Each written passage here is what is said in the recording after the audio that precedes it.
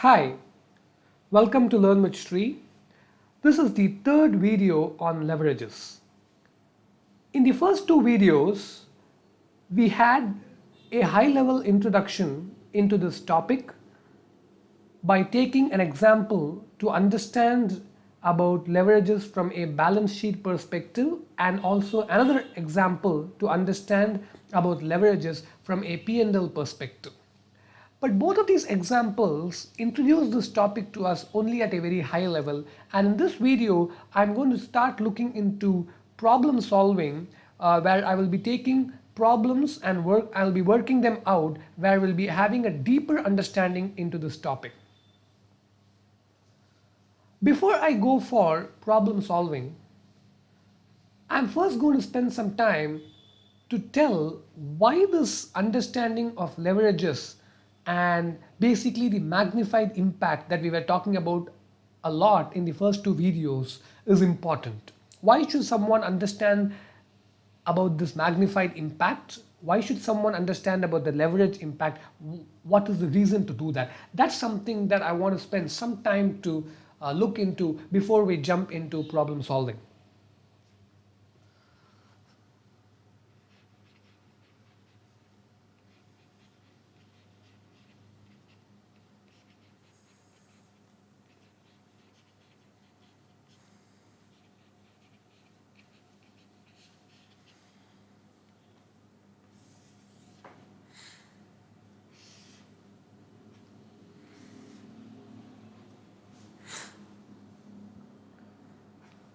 There are two reasons why we can say understanding about leverages is important. Capital structuring, this is one, and cost structuring, this is another. Capital structuring and cost structuring. So I can relate this with example 1 that we saw in the first video, and I can relate this with example 2 that we saw in the second video. When I say capital, here I refer to long-term financing, long-term finance to be invested in assets. This is what I mean by the word capital here, long-term finance to be invested in assets. So if I'm going to be talking about investment in assets and I want to know how to finance this investment, and I have several sources. Let's assume I have two sources. I have equity and I have debt. Let's say both these sources are available to me. Now I need to take a decision as to which source I will raise finance from, or if I'm going to raise finance from both these sources, in what proportion I should do that is something I need to decide. Now here, understanding about leverage is going to be very important. If we recollect what we have learned, we saw that when asset values are increasing, when asset values are increasing,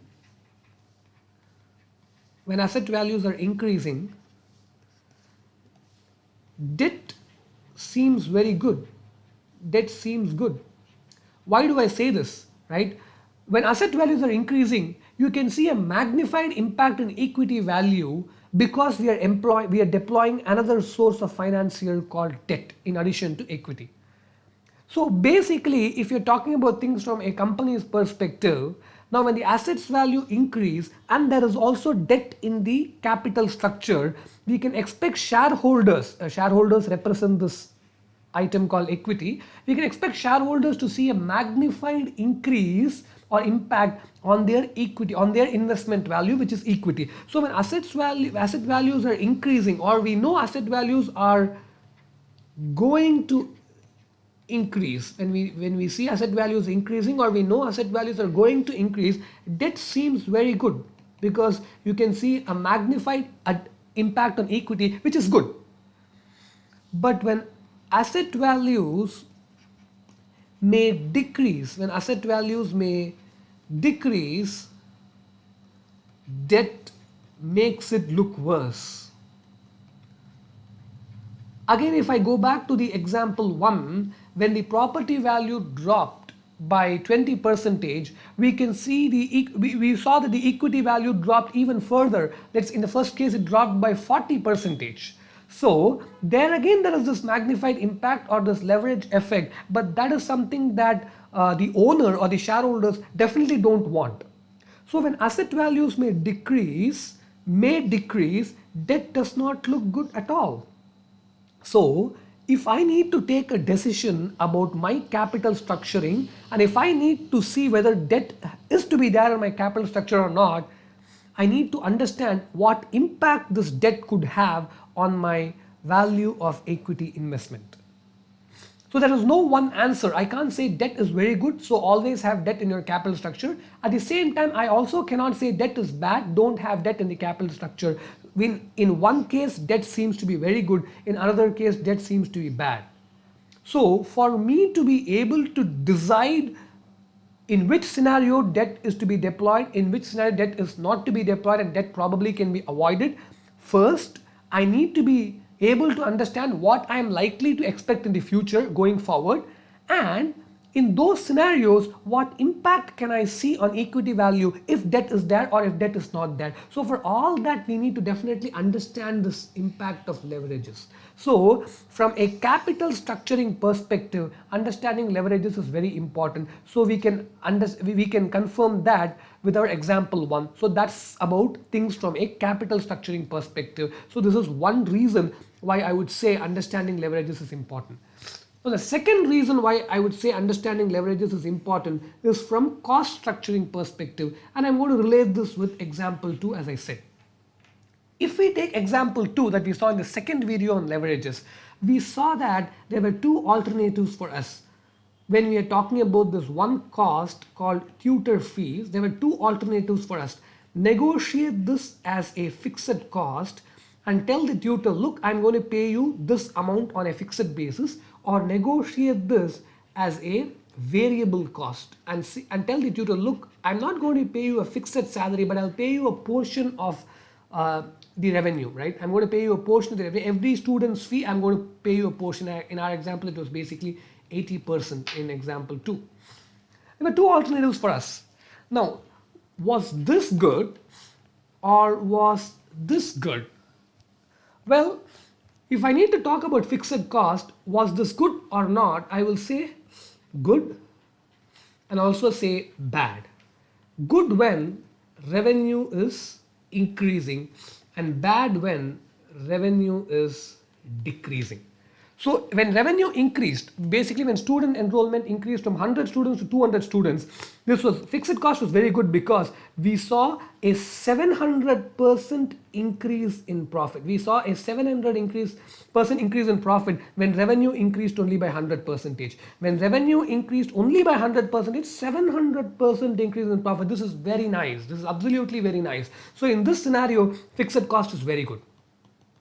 But in the other scenario, when revenue dropped by 50%, we saw that profit dropped by 250%. So this magnifying impact is very bad.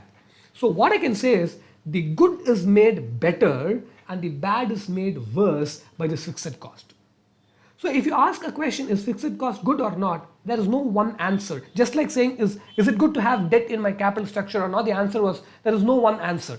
Debt seems good, debt is good in few cases, debt is not good in a few other cases. Similarly here, should I have fixed cost in my cost structure? Well, yes, you definitely may want to have that if you're sure about increasing revenue, or if you feel that revenue may also decrease and you feel there are some chances for this, then having fixed cost may not be all that good. You may be running a huge risk if you have fixed cost.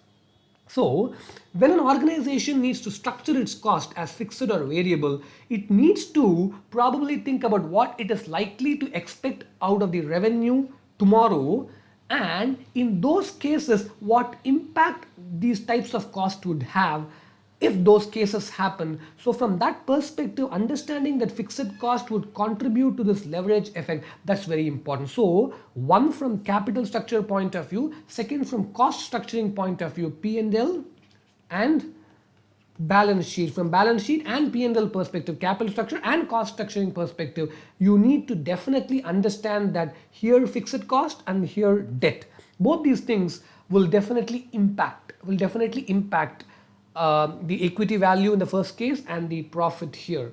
So that's the reason I would call understanding leverages to be very important. Capital structuring and cost structuring. And these two things, capital and cost structuring, is very important in any organization. In any company, capital structuring is important and equally important as cost structuring. So leverages, understanding leverages is also very important, right? Okay. So I'm very particular in having this discussion because this tells us what is the real importance of the topic we are studying.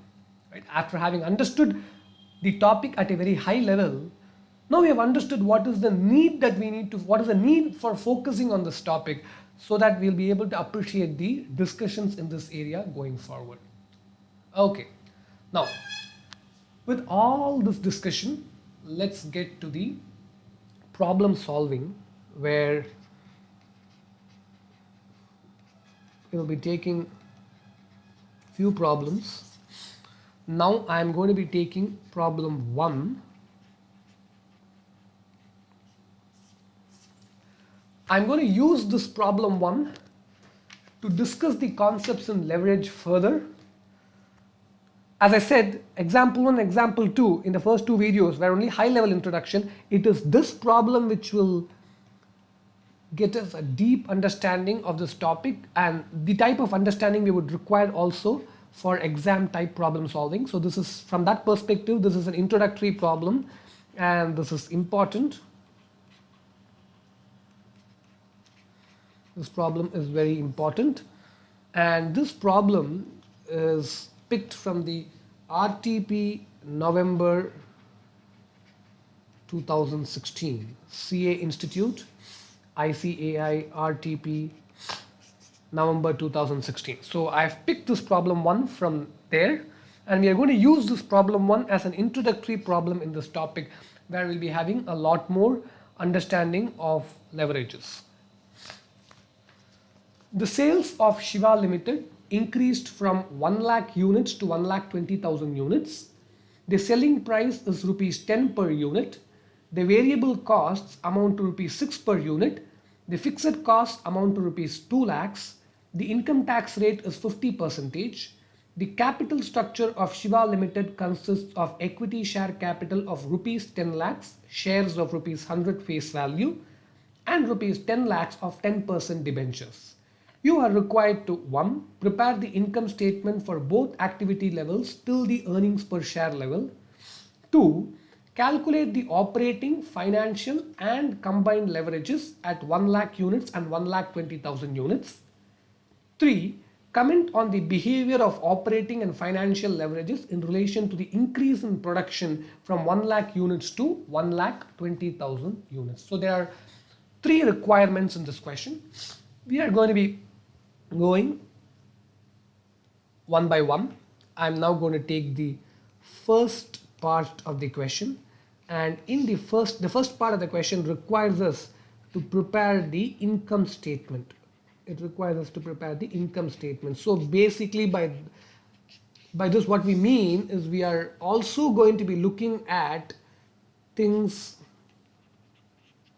from the P&L perspective. We are going to be looking at things from the P&L perspective.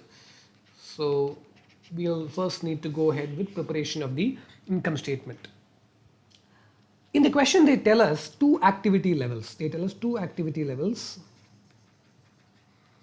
One is the base activity level of 1 lakh units. I would call this the base level. And then they also tell us 1,20,000 units. And at both these activity levels, they want us to prepare the income statement. The question wants us to prepare the income statement. But I'm also going to introduce the third activity level, which is 80,000 units. This is not asked by the question, but I am going to do that. 80,000 units. So this is the base, this is one activity level, and this is the other one. And we are now going to be preparing income statements at all the activity levels.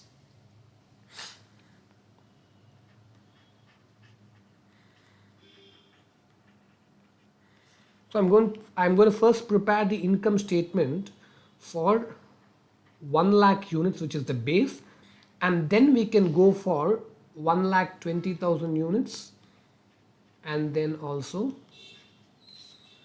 80,000 units. Great.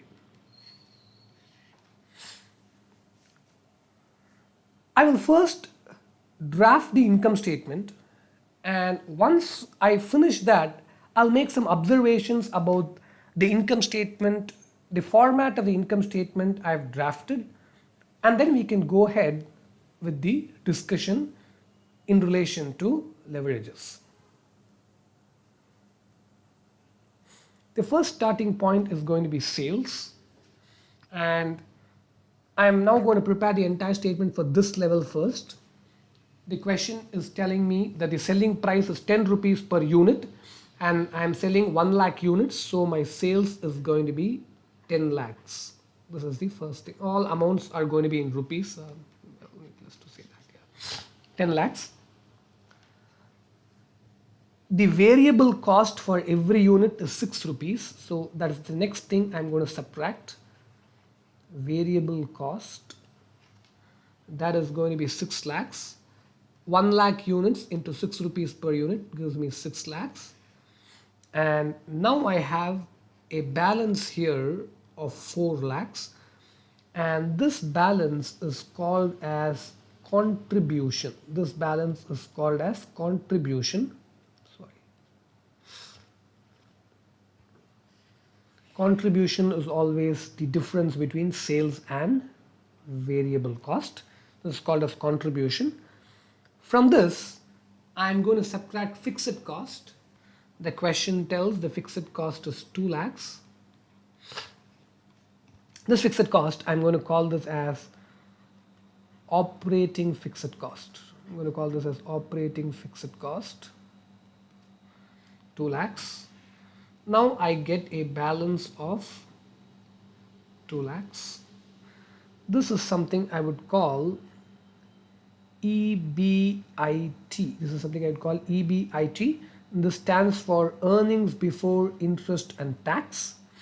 Earnings before interest and tax. From this, I'm going to subtract interest, which is any payment I make on amount I've borrowed. So in the question again, they say we have borrowed 10 lakhs in the form of debentures on which the interest rate is 10%. So 10% over 10 lakhs. Interest rate is 10% over 10 lakhs, and that is going to be 1 lakh. This 1 lakh, let me repeat, this is 10% of 10 lakhs. So that is 1 lakh. So this is the interest.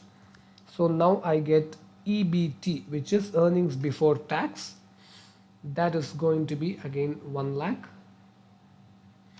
From this, I'm going to subtract tax, and this tax is going to be 50%. So that would be 50,000. And now I get earnings after tax. The earnings after tax is going to be 50,000. So let me go to the next sheet for earnings per share. We'll go to that little later. So let me now temporarily stop with this. This is the income statement for 1 lakh units. Let me prepare similar statements for 1,20,000 and 80,000 units, and then I would go in for some observations. So here it's 1,20,000 into 10, so that is going to be 12 lakhs. And the variable cost is going to be 1,20,000 into 6, that is going to be 7,20,000. Now this would give me a contribution of 4,80,000. And I have an operating fixed cost of 2 lakhs, that is not going to change. So now I have EBIT of 2,80,000, from which I subtract interest of 1 lakh. 1 lakh. So I get my earnings before tax of 1,80,000, from which I subtract tax of 90,000 because tax is at the rate of 50 percentage, and now I get earnings after tax of 90,000. Again, I need to go up to the earnings per share level. That's what the question wants me to do, but I would do that in the next sheet for want of space here. Maybe my bad, I should have started in another sheet. Never mind. Let's go to 80,000 units. Sales is going to be 8 lakhs. My variable cost is going to be 4,80,000, which is 80,000 to 6. That gives me a contribution of 3,20,000, from which I subtract the operating fixed cost of 2 lakhs, and EBIT that I get is going to be 1,20,000. I have an interest amount of 1 lakh. This is again 10% on my 10 lakhs of debentures. So I get EBT, earnings before tax, of 20,000. Tax is 50 percentage, so tax amount is 10,000. And I get earnings after tax of 10,000. Well, what's remaining is to divide this earnings after tax by number of equity shares. I would get EPS. I would do that in the next sheet. But let's make some observations out of this income statement. This is one format for preparing and presenting an income statement. There are several formats for preparing income statement and presenting. This is one such format. If you look at the annual report of a company and you look at the statement of income in the annual report, P&L account, basically statement of income in the annual report, you will not see this format. You will not see this format. P&L account, which is prepared, basically the income statement, which is prepared and reported, which is what you can see in an annual report, will not follow this format. It will follow a different format. The format adopted for an income statement, which is a part of the annual report, that is dictated, that is given by law. The Companies Act, the legislation for companies, Companies Act 2013, has a schedule, Schedule 3, and the income statement, which is a part of the annual report, is prepared in accordance with the prescriptions of Schedule 3. So that income statement is for reporting to the shareholders of the company and other stakeholders who are interested in looking at the income statement. So that follows the format which is suggested by law. This is another format for preparation of an income statement, and this format is not going to be used for reporting purposes. Rather, this format is going to be used by the company's management for the purpose of decision making. For the purpose of decision making. So this format is mainly to be used by the internal management of the company for decision making. What is the significance of presenting the income statement like this? I would say that in this format of income statement, we can clearly observe the impact of changes in volume or activity level on the profit. So if I prepare and present an income statement following this format, I will be able to clearly observe, or I will be able to clearly understand the impact that changes in the volume or the activity level would have on the profits. This is mainly because in this format of an income statement, we can see that the cost, especially the operating cost, is segregated by behavior. You have variable costs separately here and you have fixed costs separately here. The operating cost is segregated based on the behavior of the cost. Variable cost is an item of cost that varies with the volume or the activity level. So if you look into these three income statements, you can see this variable cost number changing. You can see 4,80,000 when it was 80,000 units. You can see, I'm sorry. Okay, you can see 6 lakhs when it is 1 lakh units and 7,20,000 when it is 1,20,000 units. So you can see variable cost varying with the activity or the output level, but you can see in all cases your operating fixed cost remaining the same. So fixed cost is an item of cost that remains fixed in quantum and does not generally change with the activity level. So here in this income statement, what happens is the cost is segregated into variable and fixed cost. Thereby it is easy to look into the income statement and try to understand what will be the impact on profit if the volume or the activity level changes. If the activity level increases by a certain percentage or decreases by a certain percentage, how can we expect the profit numbers to react to that change? Is something that we can easily understand if we look into a P&L account like this or income statement like this, because the cost is segregated.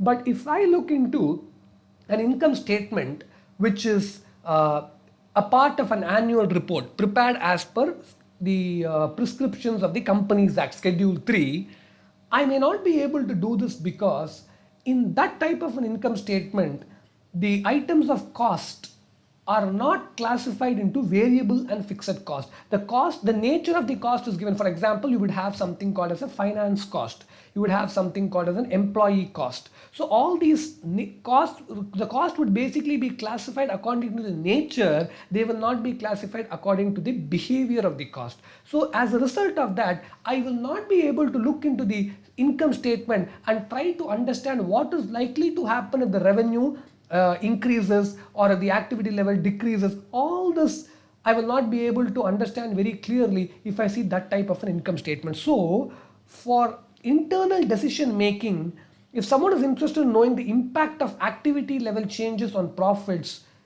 and that is something very important for the purpose of internal decision making, this income statement is very, very important. So from the perspective of internal decision making, this income statement has its own importance. So I can say the income statement in an annual report is for external stakeholders, and the income statement that we are showing right now, that we are looking at right now, is probably for internal stakeholders for decision making regarding running the organization. So this is the importance of this type of income statement. Another important observation I want to make about this income statement before I proceed is this number here called as EBIT. This level here, EBIT, is also called as operating profit. It's also called as operating profit. EBIT is also called as operating profit. This is a very important level if I present a P&L income statement like this. If I prepare an income statement like this, my eyes probably would naturally go to EBIT or operating level, because I would call this as a natural break in the statement. A natural break in the statement. Why do I say it is a natural break? What is the meaning of this statement? Anything, let me just put some demarcation here. This is one aspect, I would say, and this is another aspect, I would say. This is just a segregation. This is one part, and I would say this is another part. This is a natural break.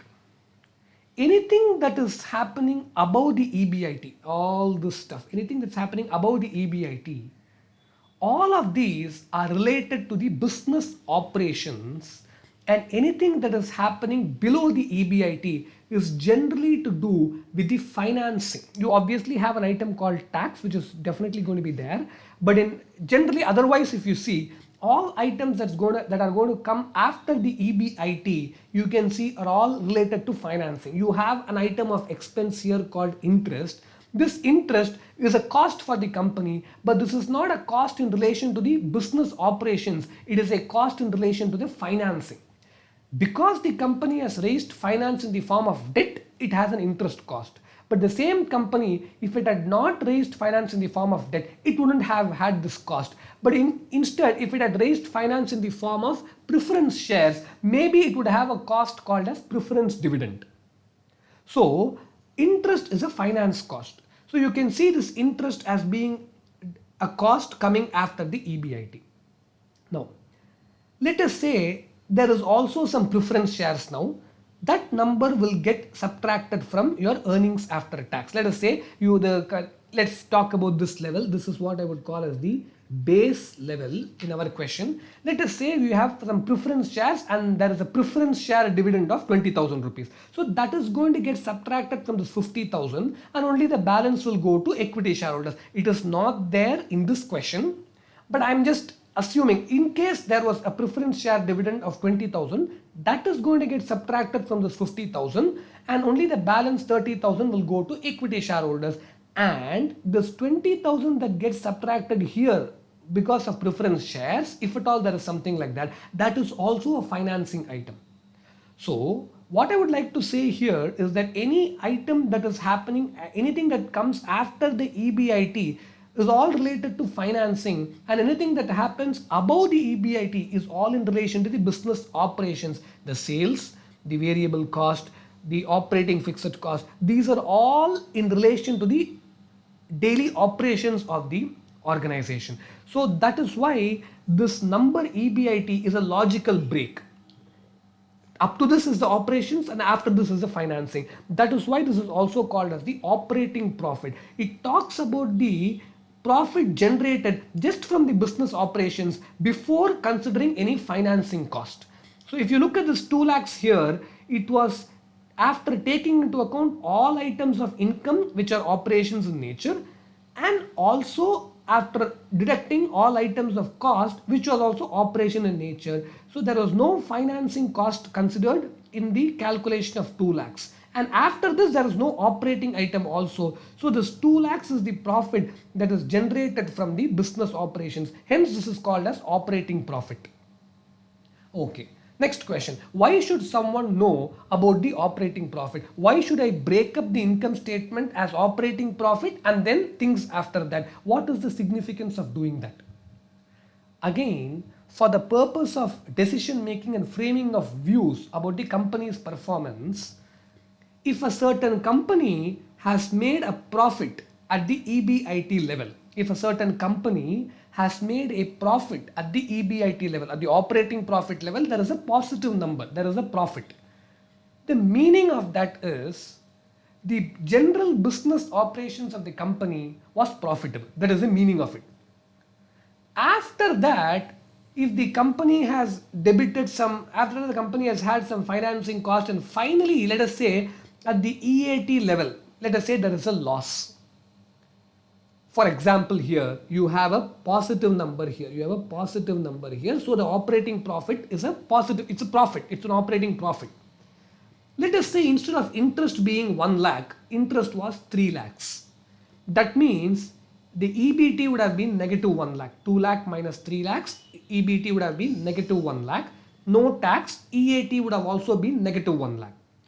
So if that was the case, interest, let's say interest was 3 lakhs and this is negative 1 lakh, then what we understand is at the operating profit stage, the company has made a positive number, it has a profit. But at a stage after that, the company has made a loss. So that means something bad has happened in between. In this stage, something bad has happened. And suppose this was 3 lakhs, this is it. So in this case, how I would like to conclude is the company's business operations were profitable, but maybe there was a financing aspect here which could have been little different, and that financing aspect is what probably caused a loss at this level, not the business operations. So to know whether the business operations is good or not, I need to have a level in my income statement called as the operating profit, and that is what is the EBIT. Suppose in another example, not in this, in another example, this number EBIT itself is negative. This number EBIT itself, let us say, is negative. Then how I would look at it is at the operating profit level itself, the company has got a negative number, that means it's not an operating profit, it is an operating loss, then I would probably think that the general business operations of the company itself were not profitable. Then my focus would be to look on the operating side. Maybe the operating cost was too high in comparison to the operating revenue that I'm getting. So if the operating profit is not a positive number, my focus will be on the business operations. But if my operating profit is positive and at a later stage I see a negative number, at a later profit stage I see a negative, maybe at this stage I see a negative number, then my focus is not going to be on business operations. My focus is definitely going to be only on the financing items, because business operations are fine. That's why the operating profit was a positive number. So for me to take a decision and see where I should lay my focus, I need to know what is the contributor to probably a pull down in the profit, if at all there is something like that.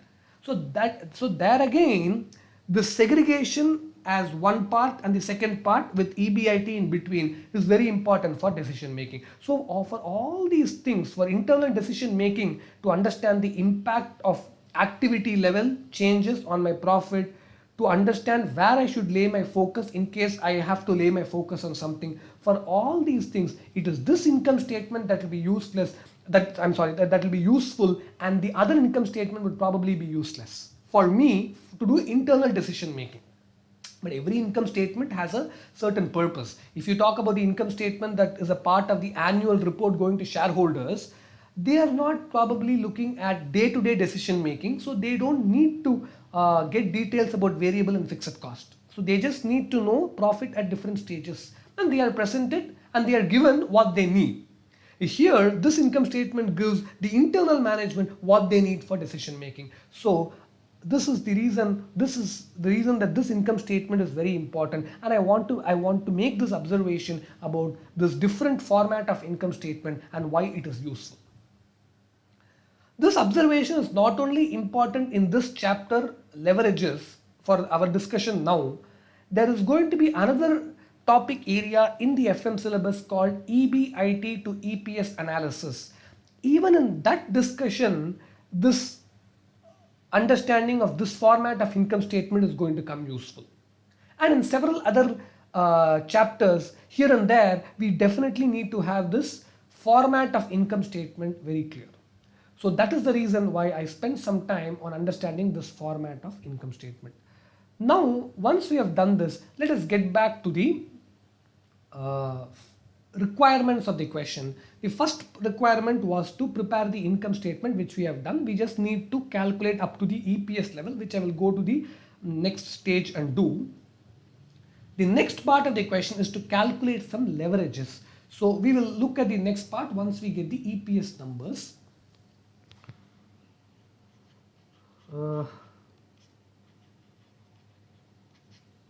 Particulars, 80,000 units, 1 lakh units, and 1,20,000 units. So our EAT, earnings after tax, it was 10,000. This is 50,000, and this is going to be 90,000. And number of shares.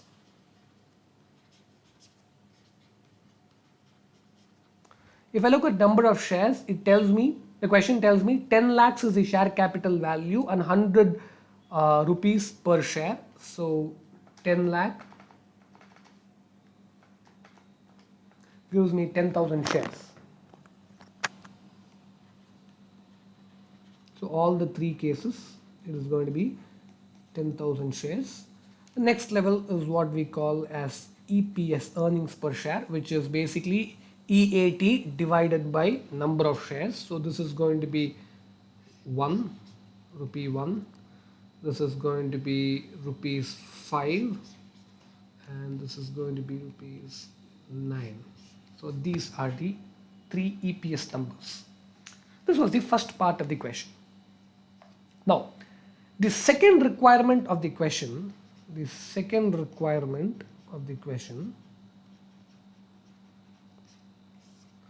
is what I call as calculation of leverages, is what I call as calculation of leverages. This is the second requirement of the question. There are three types of leverages that they want us to calculate. One is called operating leverage. The second is called financial leverage, and the third is called combined leverage. These are the three types of leverage that the question wants us to calculate. And these are also the three types of leverage that we will be focusing on in our discussion in this chapter. I'm first going to pick operating leverage for discussion. The first focus is going, the first discussion is going to be on operating leverage. Let us see what this operating leverage means. But for that, we again need to go to these income statements that we have drawn, and we need to make some observations around that. So, if you look at this income statement here, this is very important. I want you to have this very clear in your mind. This is the base. This is the base activity level. From here we move this way, and from here we move this way. This is the base activity level. If you go to this base activity level, let's see what has happened. From base to this way, if I go from 1 lakh units to 1,20,000 units, if you see, you have an increase in the number of units by 20%. You have an increase in the number of units by 20%. 1 lakh units became 1,20,000. And since the selling price was always rupees 10 and that never changed, the sales is 10 lakhs here and 12 lakhs here. So sales also increased by 20%. Sales also increased by 20%. 10 lakhs became 12 lakhs. Variable cost was always rupees 6 per unit. That didn't change. So here it was 6 lakhs and here it's 7 lakh 20,000. So variable cost also increased by 20%. You can calculate the percentage change. 6 lakhs to 7 lakh 20 is an increase of 1 lakh 20. So 1 lakh 20 by 6 lakhs into 100 will give you 20% increase. So the volume increased by 20%. The revenue increased, the revenue also increased by 20%, and the variable cost also increased by 20%. If I look at the contribution is defined as the difference between sales and variable cost. If I look at the contribution, that also increased by 20%. The contribution also increased by 20%. If I look at the EBIT, now let me come to the EBIT. If I look at the EBIT from 2 lakhs has become 2,80,000, and this is what I would like to call as a 40% increase. This is a 40% increase. Now how 40%? 2 lakhs becomes 2,80,000. So, and a change of 80,000, 80 over 2 lakhs into 100 gives me a 40% increase in my EBIT. Now, a 20% increase in revenue has led to a 40% increase in my EBIT. A 20% increase in revenue has first led to a 20% increase in contribution, and that has led to a 40% increase in the EBIT. So here you can see the magnified impact. The trigger was the increase in revenue or the sales, and the impact was seen on EBIT, and the impact was a magnified impact because 20 was the trigger and 40 was the impact we saw. So here we see a magnified impact. So this means that there is a leverage effect going on here. Why is there a magnified impact here? Why is there a leverage effect seen here? It is because of a fixed item called as operating fixed cost. This operating fixed cost is a cost which is fixed in nature, and as you can observe, in each of the three cases, this number does not change. This number remains the same 2 lakhs, whether it is 80,000 units or 1 lakh units or 1,20,000 units. This number does not change. It is the same 2 lakhs. So you can see that operating fixed cost is the fixed element here, and because of this you can see a magnified magnified impact at the EBIT level. So when all these things increased by 20%, this increased by 0%. It never increased at all, it never changed. So that is why you can see the magnified impact here. Again, going back to our video 1 and 2, where we saw example 1 and 2. In one of the examples, in the first example, and also in the second example, we saw that only because there was this fixed element, there was this magnified impact. In fact, in the second example, when I was talking about things from P&L perspective, I said the tutor fees, let's assume the tutor fees to be completely variable, and if that was the case, we saw no magnified impact. Here we are seeing, because we don't have the entire cost as variable, we have some amount of the cost to be fixed cost. So the reason for this magnified impact is the operating fixed cost. And it is this magnified impact that we call as operating leverage. It is this magnified impact that we have discussed here that we call as operating leverage. And why is it called operating leverage? Because this leverage is contributed to by operating fixed cost. It is called operating leverage because the contributor to this is the operating fixed cost. And when I say operating fixed cost, what I mean is this fixed cost is in relation to the business operations. Maybe this is fixed factory rent, it is some fixed salary for employees who are related to the business operations. Whatever it is, this is a fixed cost which is in relation to business operations. So I call this operating fixed cost. And since it is this operating fixed cost that is contributing, that is leading to the magnifying effect, I call this magnifying effect as operating leverage. So operating leverage is mainly because of operating fixed cost. So let me discuss operating leverage now.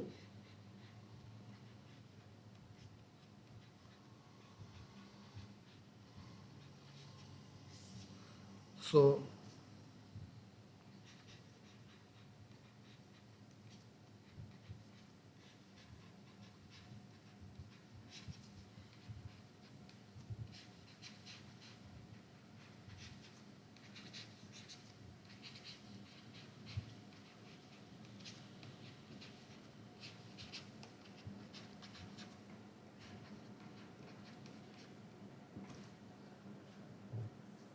operating leverage.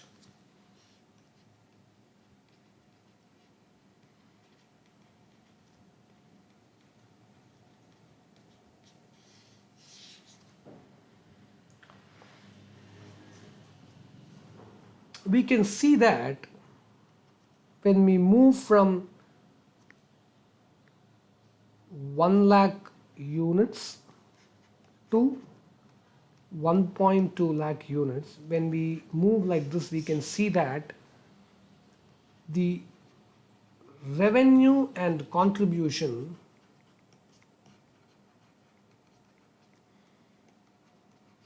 increased by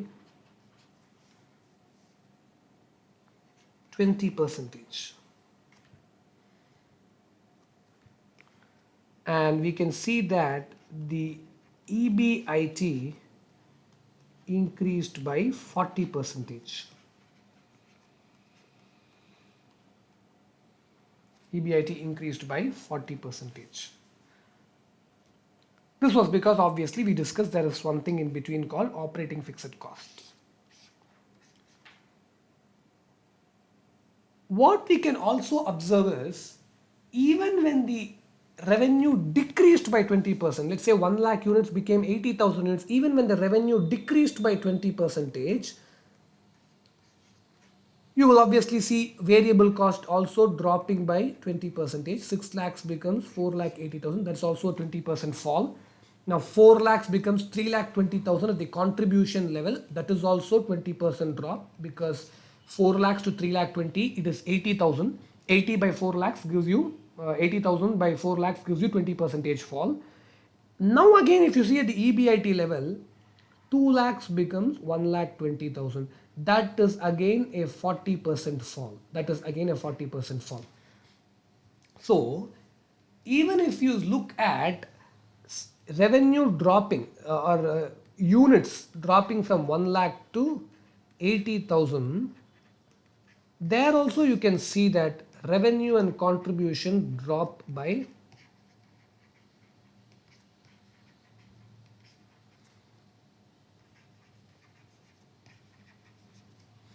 20%. Revenue and contribution drop by 20%. EBIT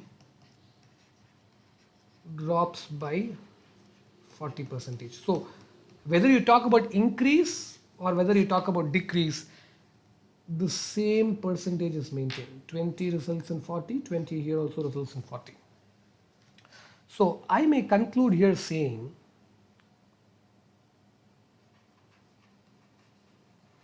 whatever happens to revenue or contribution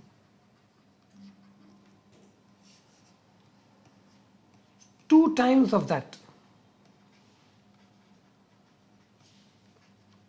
happens to EBIT. This is what I can conclude from these 2 points. From these 2 points is what I can conclude. If 20% increase is seen here in revenue or contribution, you can see 40% increase here.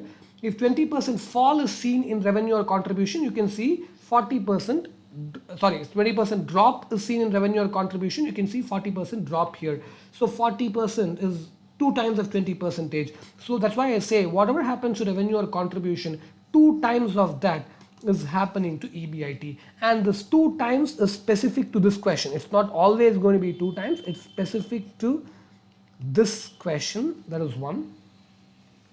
And this 2 times is also in terms of percentage change. In terms of percentage change. So specific to this question, and it's in terms of percentage change. Important things. Because of this, I am going to say operating leverage would be referred to as 2 times. Operating leverage would be referred to as 2 times. So if they ask in the question, calculate the operating leverage, our answer to this would be operating leverage is 2 times. So a measure of operating leverage, a measure of the magnifying effect is 2 times, because 20, 40 here also. So the magnifying impact measure operating leverage is 2 times. But how do we calculate this easily when a question like this comes in the exam? This is discussed in so much detail because the concept is being introduced, and then from there we are coming to the answer. But once we understand this concept, in case this is asked as a question in the exam, how do we answer? We don't need to go in for so much of discussion and drawing up of income statements in a lot of detail and a lot of observations to finally come to this point. There is going to be formula that we can use for operating leverage, and those will help us to calculate this very quickly. So now, after understanding this concept behind operating leverage, we are going to go to look into a formula or two that will help us in calculating operating leverage. But quickly concluding, operating leverage is the magnified impact that we see on EBIT because of changes in revenue and contribution. So I will say operating leverage measures the trigger on EBIT. The trigger on EBIT is measured by operating leverage, and the cause for the trigger will be revenue or contribution change. And that trigger has a magnified impact on EBIT, and that magnified impact is because of operating fixed cost. And here in this example, it is 2 times because we can observe whatever happens to these two, twice of that is happening to EBIT.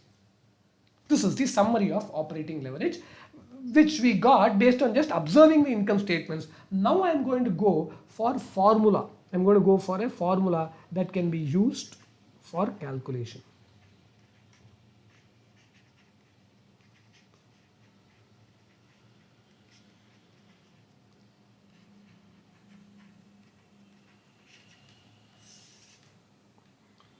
So I'm going to talk about two formula, Formula 1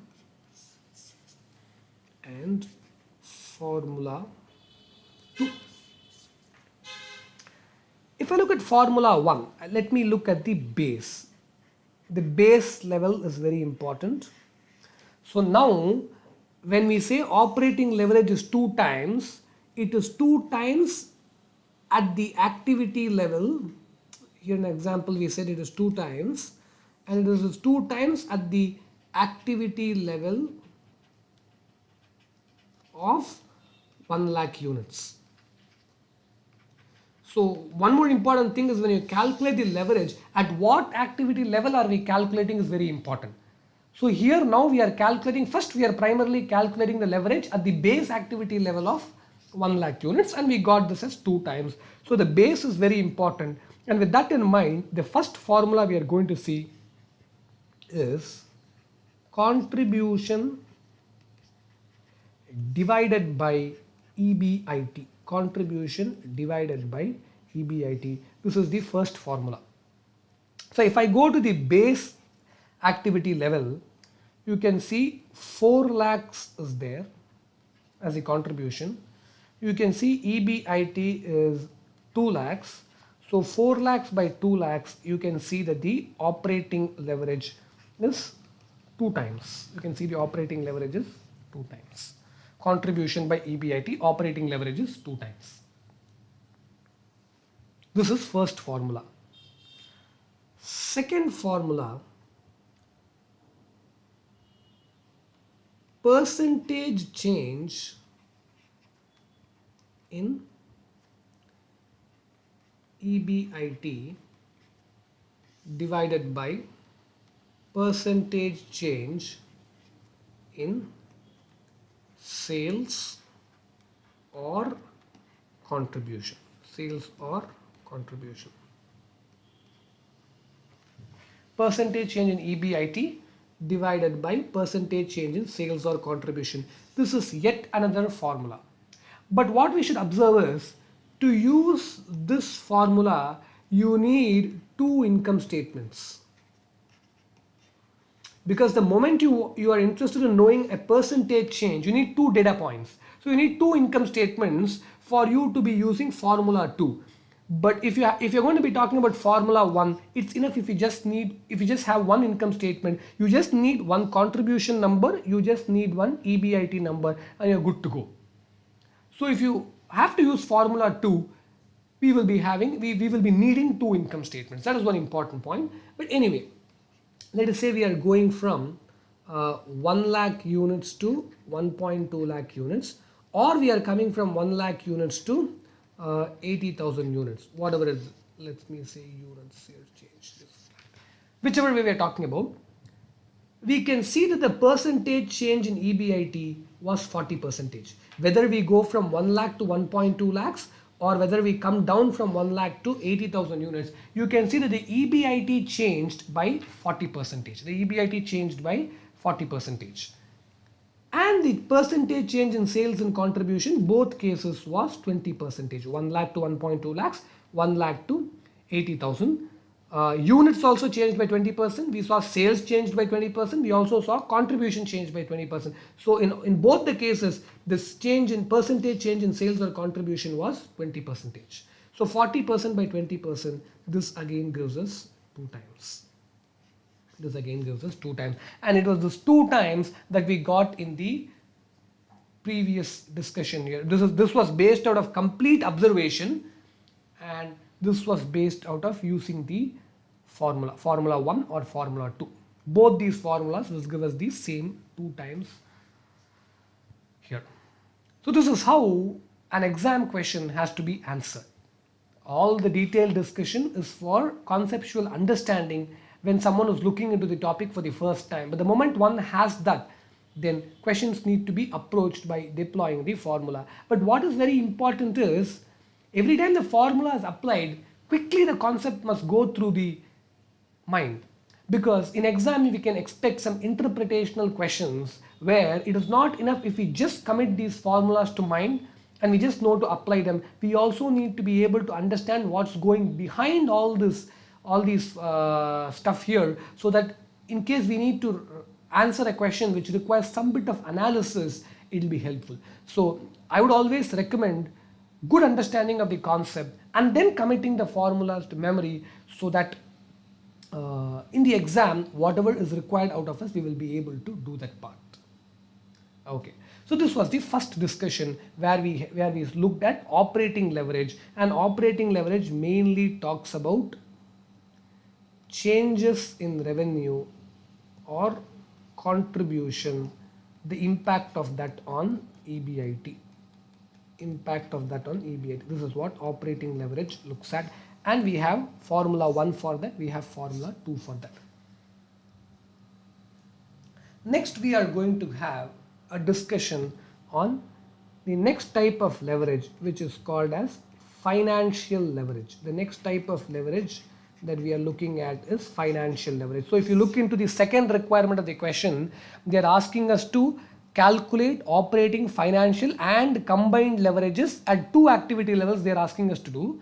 Now we are calculating the 3 leverages. Operating leverage we just saw. Now we are calculating financial leverage, and after this we will be looking into what is called as combined leverage. But all these 3 things, first we are looking at them at the base activity level of 1 lakh units. I'll again repeat, the base level is very important for leverage calculation. So whenever you calculate a certain leverage, at what activity level was that leverage calculated, that is very important. So here first we were calculating all the leverages at 1 lakh units base activity level. So now with that in mind, let us focus on the next type of leverage, which is called as financial leverage. What is this financial leverage? I'll again go back to the income statement that we drew for the purpose of our observations.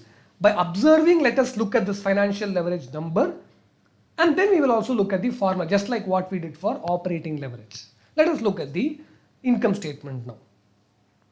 Let us forget what has happened up to EBIT. Let us just look at what is going to happen, what has happened to EBIT and what is going to happen after that. Let us understand. When EBIT increased by 40%, you can see that EBT increased by 80%. We can see that EBT increased by 80%. 1 lakh has become 1 lakh 80. 2 lakhs was the EBIT at the first level, base level of 1 lakh units, and then you can see it became 2 lakh 80,000, which was 40% increase. And EBT, if you look at it, at 1 lakh units it was 1 lakh, and at 1 lakh 20,000 units it was 1 lakh 80. So EBT, if you see, has increased by 80%. So EBIT, when it increased by 40%, EBT increases by 80%. We are now for the time being forgetting all that has happened before the EBIT. We are just focusing on EBIT and things that will happen after EBIT. So 40% increase here has led to 80% increase here. After this stage, if you see, we will not be seeing any magnified impact. So because 50,000 becoming 90,000, this is also 80% increase. Then if I go to the next page here, where 50,000 becomes, here 5 rupees 5 becomes 9, this is also 80% increase. So the moment we observe a magnifying effect here, in this place we have observed a magnifying effect. After that we are not able to see any magnifying effect anywhere. So here let's first focus on this part. You can see a magnified effect here. 40% increase in EBIT has led to 80% increase in EBT.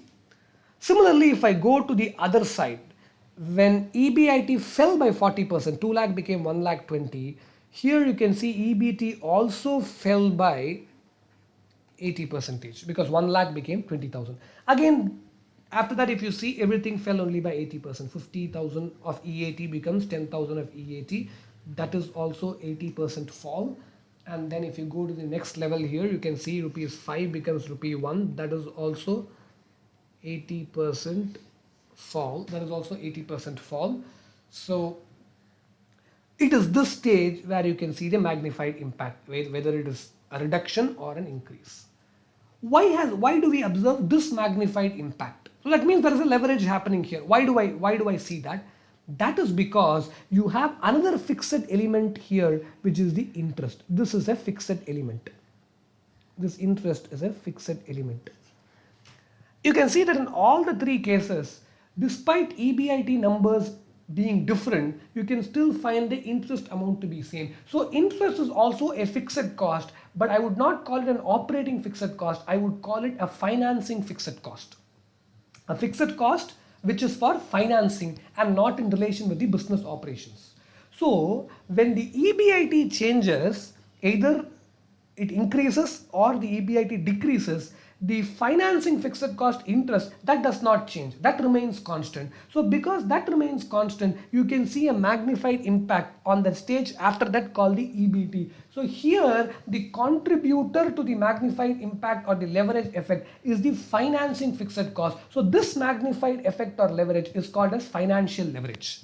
This magnified effect or leverage is called as financial leverage. So in the first case, the contributor to the leverage was operating fixed cost, so we called it operating leverage. Here in this case, the contributor to this magnified effect is financing fixed cost, so we call this magnified impact or leverage as financial leverage. So the contributor to operating leverage is operating fixed cost, and the contributor to financial leverage is financial fixed cost. But what is in common is there is a fixed element in both. That is why the magnified impact was there. Again and again, this is what keeps coming out in all the discussions, and it's very important that it is very clear to all of us. Okay, now let us go to financial leverage and let us start looking at some further observations.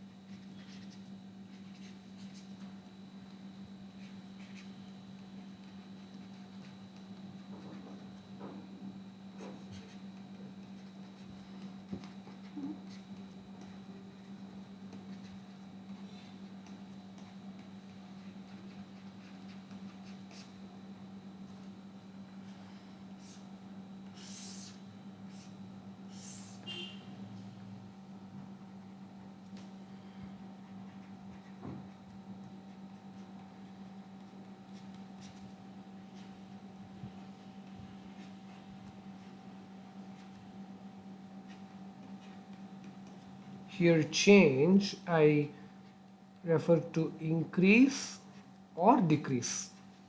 Let me put both of them together and call it change.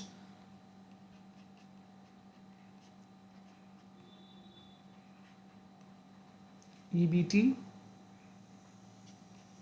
I'll say also EAT and EPS. These two things also by 80%. Again here when I say change, it is increase or decrease by 80%. So here again we can see whatever happens to EBIT, whatever happens to EBIT, 2 times of that, we can see 2 times of that happens to EBT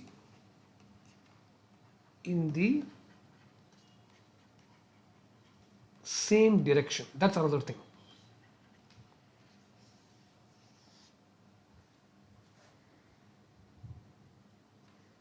Two times of that happens to EBT in the same direction.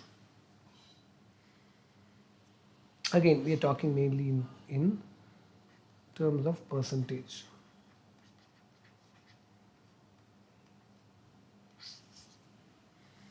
So because of this, I would say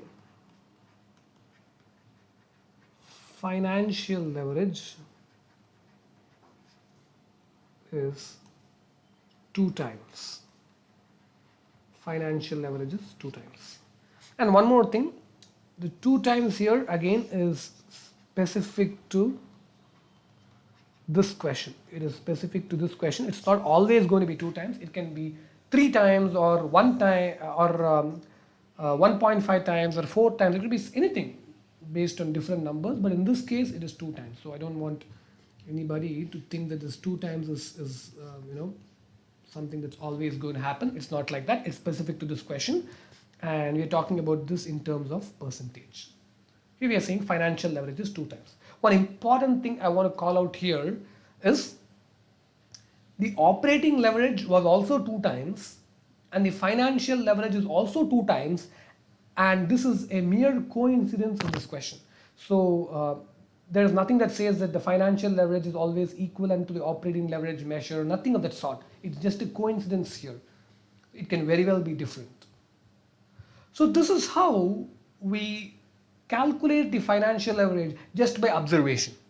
But obviously, as I said, in the case of operating leverage, this observation is for conceptual understanding, but how do we calculate this when a question comes in the exam? Again, we use a formula. So now, after understanding the concept behind financial leverage, I'm going to introduce the formula that can be used for operating leverage. So sorry, for financial leverage. I'll introduce 2 in number.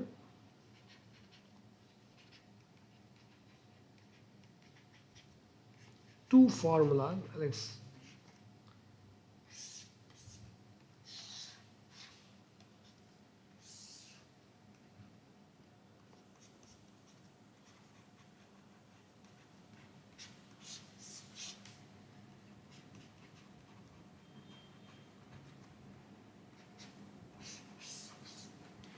Formula 2 has 3 ways of expression. So let's see what these 3 ways are.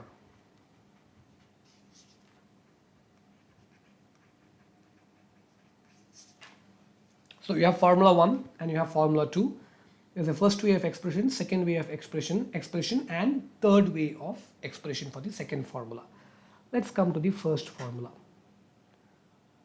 First formula is defined as EBIT divided by EBT. EBIT divided by EBT. EBIT divided by EBT. And again, we are talking about leverages at the base level. We are talking about leverages at the base activity level. So that's very important. So here we will look at the income statement, which is for the base level of 1 lakh units. So if we look into that, if you go back to the income statement and see, EBIT would be 2 lakhs and EBT would be 1 lakh. EBT would be 1 lakh. So 2 lakh by 1 lakh, obviously that also gives us 2 times. This gives us 2 times. So this is the first formula. Formula 1 has only one way of expression, that's all. So here we have, for formula 2, we have 3 ways of expression.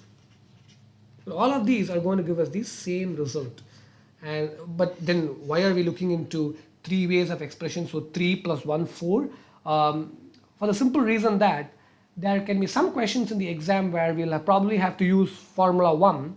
There'll be some case in the exam where probably we need to use second way of the second formula. So we need to be knowing all of these things, and we need to know whatever, and we need to use whatever has to be used in the exam question based on the context. So it's always a good idea to get to know everything and then choose to use whatever has to be used in the context, right? So that's the reason why I'm introducing you to all of this stuff here, though they all give us the same result.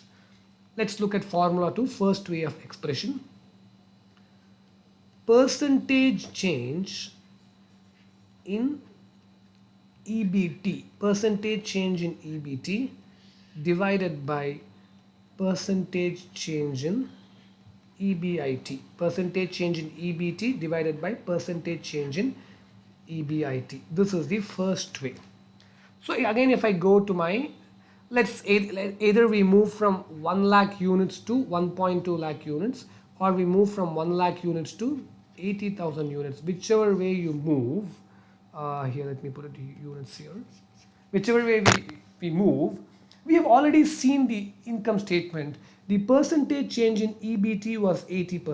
EBT was 80% change, whether it is this or this, it was 80%. And EBIT was 40%. We already saw this. So this also gives us 2 times.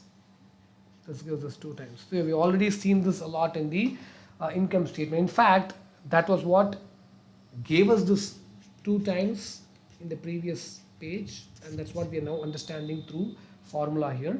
So this is the first way of expression, percentage change in EBT divided by percentage change in EBIT. Let me go to the second way of expression.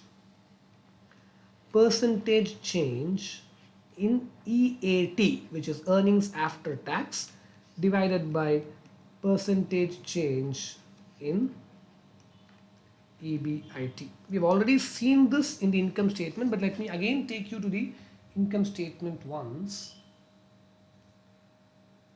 So here if you see EAT 50,000 to 90,000, that was also 80% change.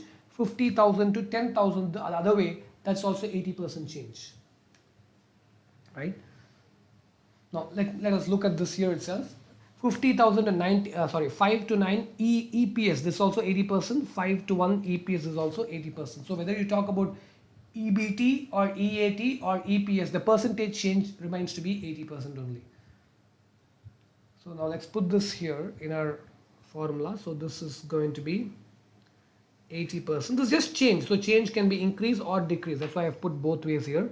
Divided by 40%, you get 2 times. And you have the third way here where I'm going to talk about, so sorry, this keeps popping up again and again. Okay. And here it is percentage change in EPS divided by percentage change in EBIT. Great. This is the third way of expression of the second formula. So you have here also 80% by 40%. This also gives 2 times. This also gives 2 times. So first formula, second formula, and in the second formula 3 ways of expression. Now I would not personally prefer to call this as the second formula, this is the third, and this is the fourth, because in substance they do the same thing, but they just use different metrics here. You have EBT as the metric here, you have EAT as the metric here, you have EPS as the metric here.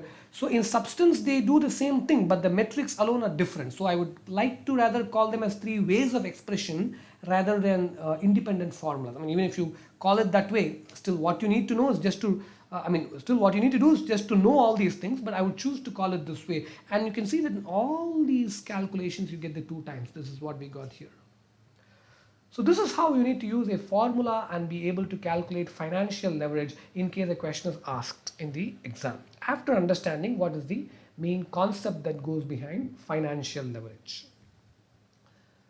Now the last type of leverage that we are going to look into is called as combined leverage.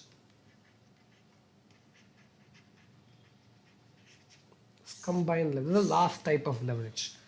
Let's again follow the usual pattern that we have followed for operating leverage and financial leverage. First, let's look into the income statement, observe, get what we have to call as combined leverage, and then let's look into how we can use a formula to get this. So let me take you to the income statement. Okay. Now, combined leverage measures the impact of change in sales or contribution directly at the EBT level. So if you look at operating leverage, the impact of change in sales or contribution at the EBIT level was measured. If you look at the financial leverage, the effect of change in EBIT on the EBT or whatever numbers below, that was measured.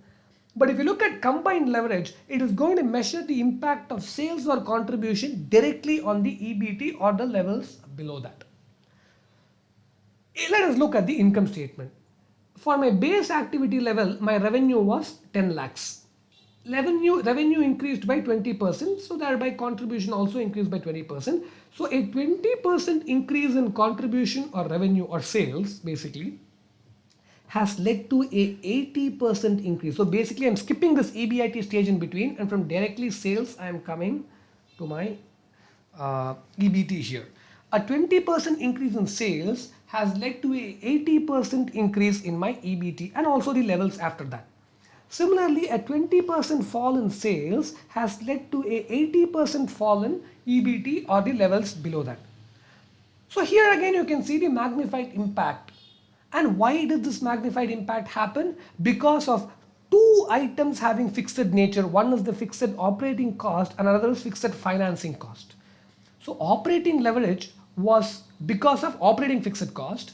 Financial leverage is because of financing fixed cost. Combined leverage is what we are going to call this magnified impact as, and this combined leverage is because of both fixed costs, operating fixed cost and financial fixed cost working together combined. That is why we call this magnified impact as combined leverage. So this magnified impact of 20% causing 80%, this leverage is called as combined leverage. So here we can observe that whatever happens to sales or contribution, 20% this way, that way, 4 times of that is happening to EBT or EAT or EPS, 80%. So 4 times of 20%, 80%. So whatever happens to sales or contribution, 4 times of that is happening. So we will say combined leverage is 4 times. So looking at just the income statement, observing, we get the answer for what is combined leverage, and that answer is 4 times. Obviously, after we make a note of that, we are going to be looking into a formula for calculating the same combined leverage. So I would say combined leverage is caused by operating fixed cost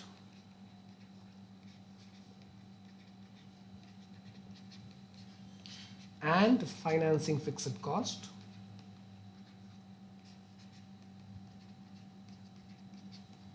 Operating fixed cost and financing fixed cost.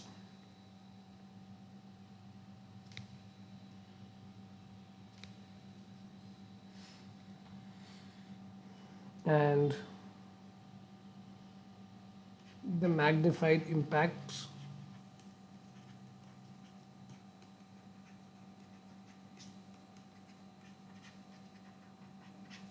is because of the combined effect. Hence you have the name as combined leverage, and you can see if sales or contribution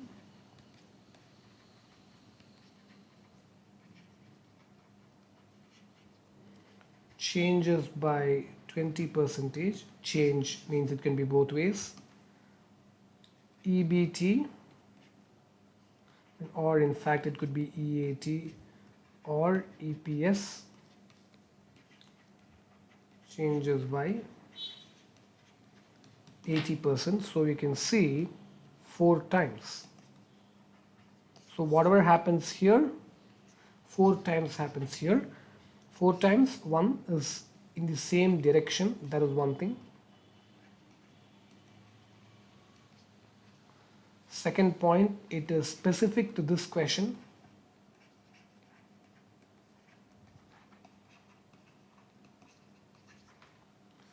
And the third point is that it is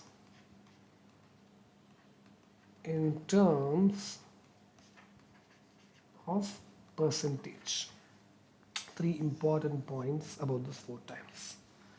This 4 times obviously we got by observing, looking at the income statement. But obviously we need a formula because we can't be doing all this stuff if a question comes in the exam. So I'm going to introduce you to how to calculate combined leverage using formula.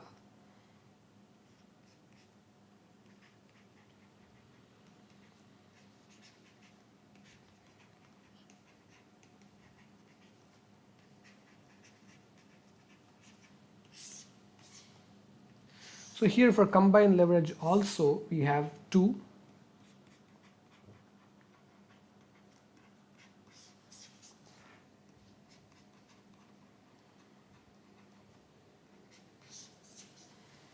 And formula 2, you will have 3 ways of expressing. First way, second way, and then you have the third way of expressing. So let's get to formula 1. Again, let me make this point clear again. Base activity level. Here we are doing only the base activity level. And formula 1, the formula is contribution divided by EBT. Contribution divided by EBT. And if I look into my base P&L, base income statement, my contribution was 4 lakhs and my EBT was 1 lakh. So 4 lakhs by 1 lakh, that gives me 4 times.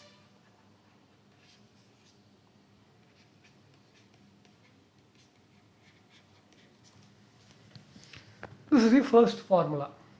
Now, second formula,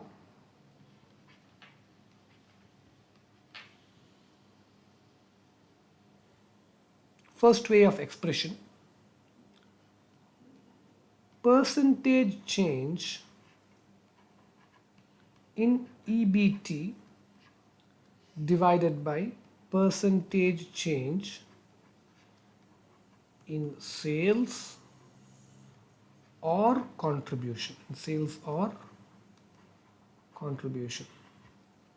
This is the first way of expression. Again, if I go to my units, let's again put this here. Anyway, let's 1 lakh to 1.2 lakhs or 1 lakh to 80k, whichever way I am moving. If I come to the first way of expression, this is going to be 80% change and this is going to be 20% change. So this gives me 4 times. Second way, percentage change in EAT divided by percentage change in sales or contribution.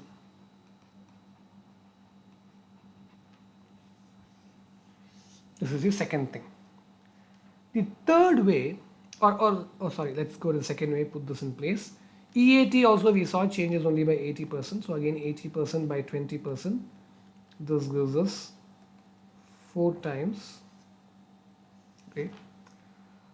Third way, percentage change in EPS, earnings per share, divided by percentage change in sales or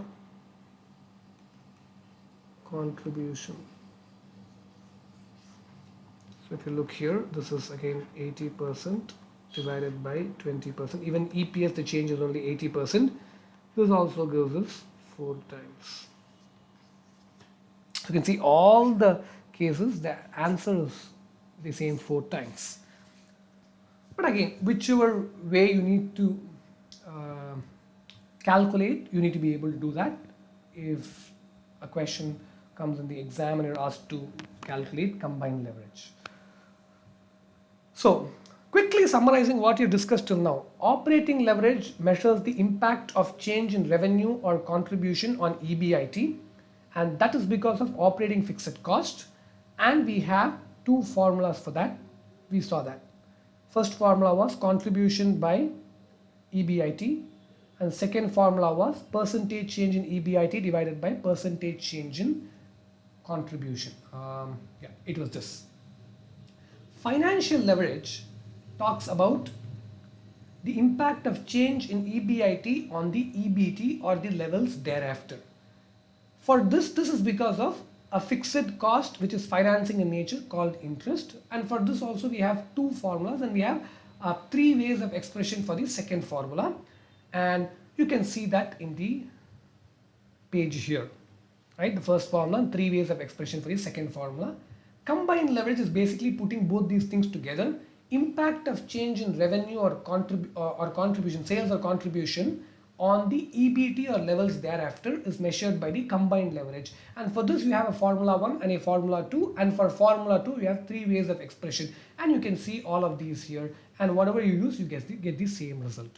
So this is basically answering a part, almost all the requirements of the second part. But in the second part, they also want us to calculate the leverages at 1,20,000 units level. Let us do that. Let's quickly do that. Now that we know, we've completely understood the concept behind all these leverages and also how to calculate them.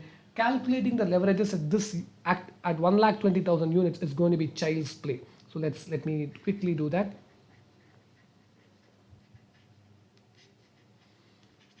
Calculation of leverages at 1,20,000 units. Yes. First leverage that we have to calculate is operating leverage. We can use a simple formula, contribution divided by EBIT. So contribution was 4,80,000 and EBIT is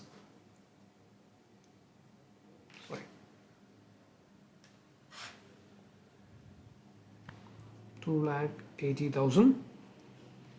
So 4,80,000 by 2,80,000 gives us 1.71 times.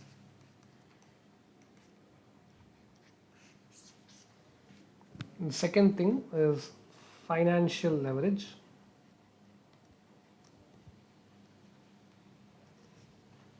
This is EBIT divided by EBT. You can use any formula. I'm using the first formula, EBIT divided by EBT. So here it was 2,80,000 divided by 1,80,000. So this gives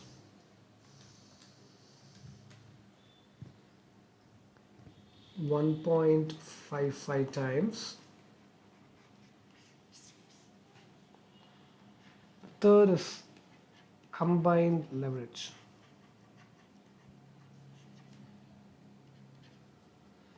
For this, we can calculate combined leverage as contribution divided by EBT, which is 4,80,000 divided by 1,80,000.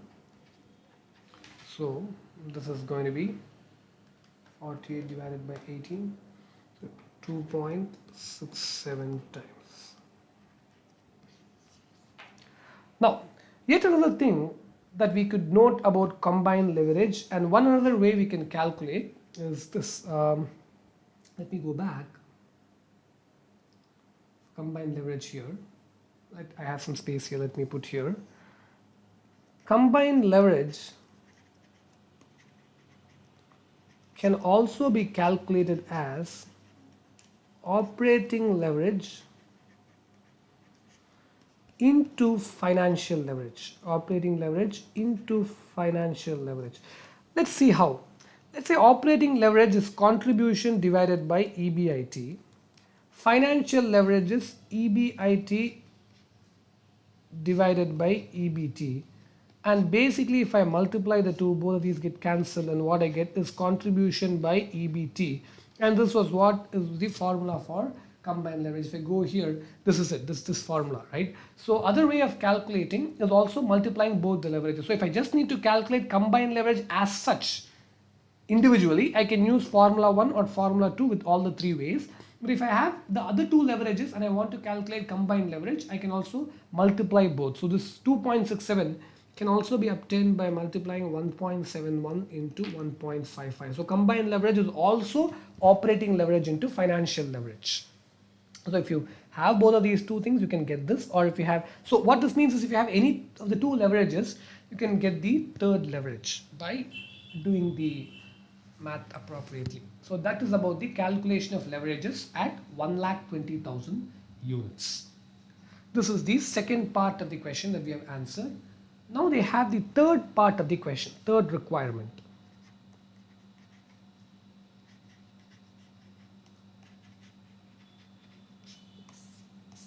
This is an important this is an important part of the question. To answer this question, it requires a lot of understanding. The question is asking, comment on the behavior of operating and financial leverages in relation to the increase in production from 1 lakh units to 1 lakh 20,000 units. This is what they are asking us.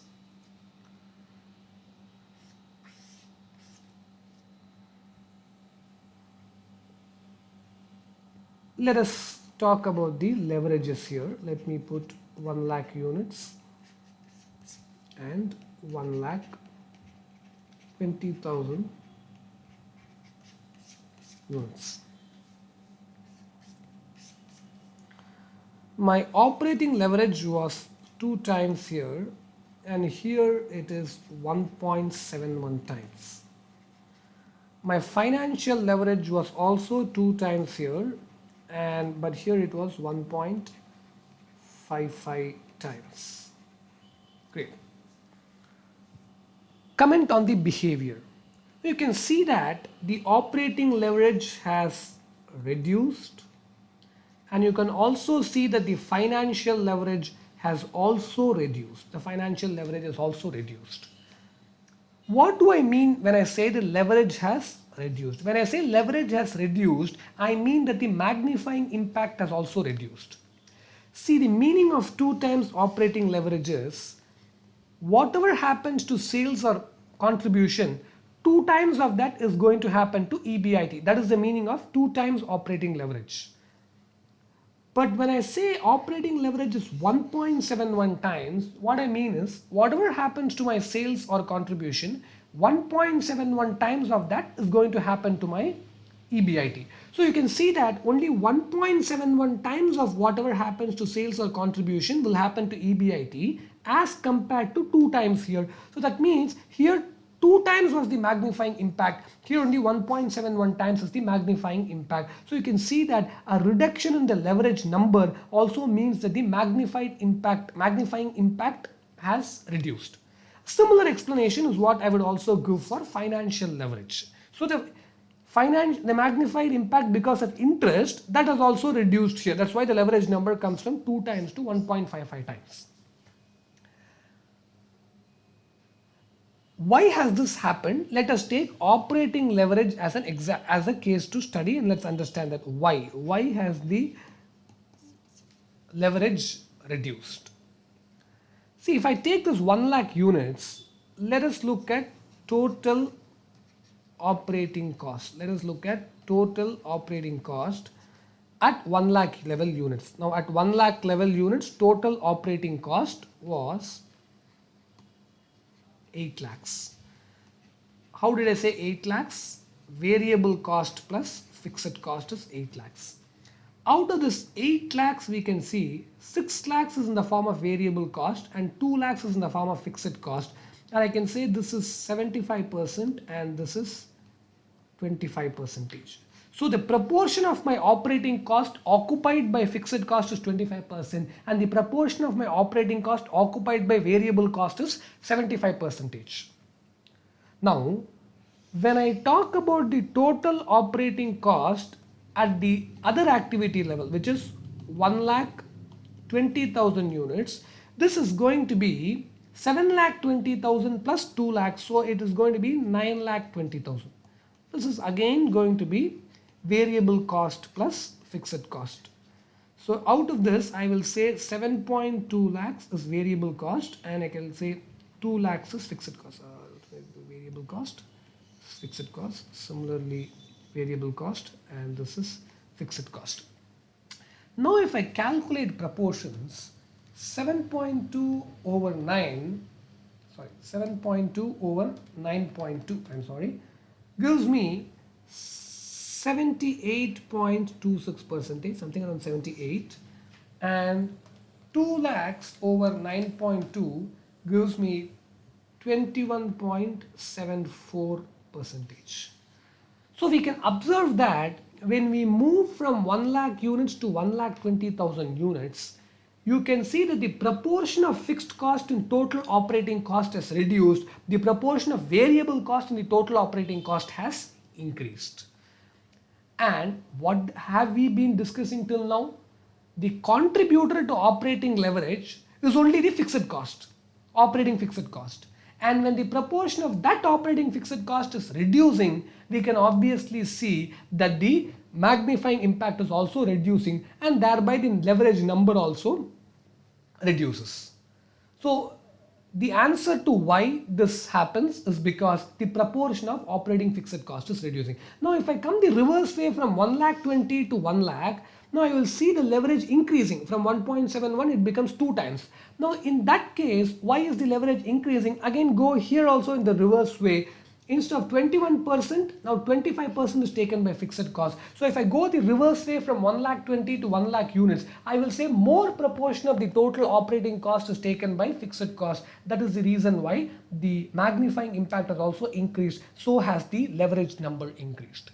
So the third part of the question is a very important part, and that part can be answered only if you know the concept very clearly, because in the third part there's no requirement for any formula to be used. Here we should be very clear about why this has happened, and that's only possible if you clearly understand the concept of leverages. And this is probably how you would answer that. Now we have taken one example of operating leverage. You can have the same explanation given for financial leverage as such. The fixed cost proportion has reduced, and so the leverages have reduced. So with this, we answer all the requirements. We address all the requirements of problem 1, and this problem 1 was RTP November 16. And I choose to do this as problem 1 because it is, in my view, a good question to use as the base question to understand how to calculate and interpret all these leverages: operating leverage, financial leverage, and combined leverage. So with this, let us conclude our problem 1, and in the next video let us look into the other problems. So thank you for watching this video. Please subscribe to my channel on YouTube, Learn with Sri. I hope you enjoy the learning experience. Thank you again.